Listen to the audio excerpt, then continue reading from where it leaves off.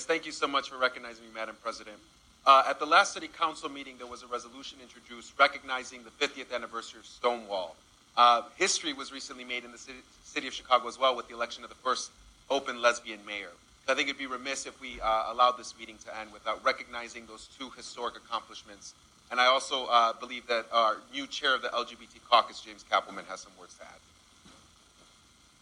Alderman Cappleman. Thank you, Madam President. June 28th, 1969, I was 16 years old. My husband turned 13 that day. Back then, I knew I was doomed to a life of never being married, never being in a relationship. I was told that it was just impossible for another man to love another man. I entered the profession. I actually became a Franciscan friar knowing that I could never get married. As a teacher, I left the profession because a colleague of mine was fired for just watching a pride parade, and I knew it was a matter of time before I was going to get fired. Most people my age have either been beaten up severely or threatened to get beaten up, including myself. During the AIDS epidemic, that's when a lot of us came out. There was a saying back then, silence equals death. And I had a very good friend dying from AIDS who was gay. And that's when I stood up, knowing that I would be ostracized by my family, and I was, and at the workplace.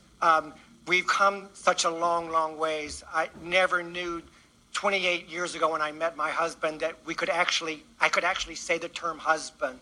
We've come such a long ways, and now there's 5 members of City Council who are openly LGBT, and we have a lesbian mayor.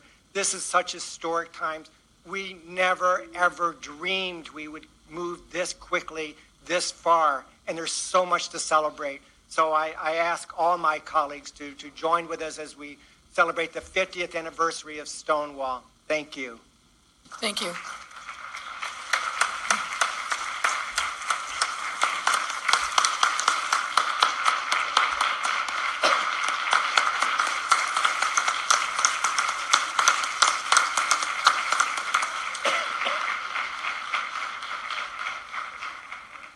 Thank you.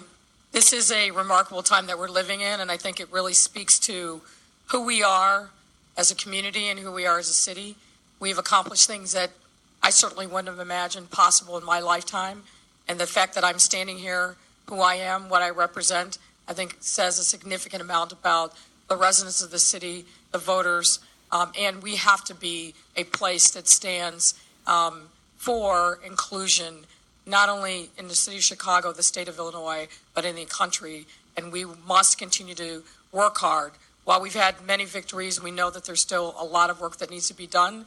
Our trans brothers and sisters still suffer daily discrimination. And too many of our LGBTQ youth, particularly youth of color, are homeless and out on the street. I thank God for the work that's been done by so many on whose shoulders I certainly stand, and people in the community who are fighting hard every day. So thank you for bringing this to the council floor. We do have a lot to celebrate. Thank you.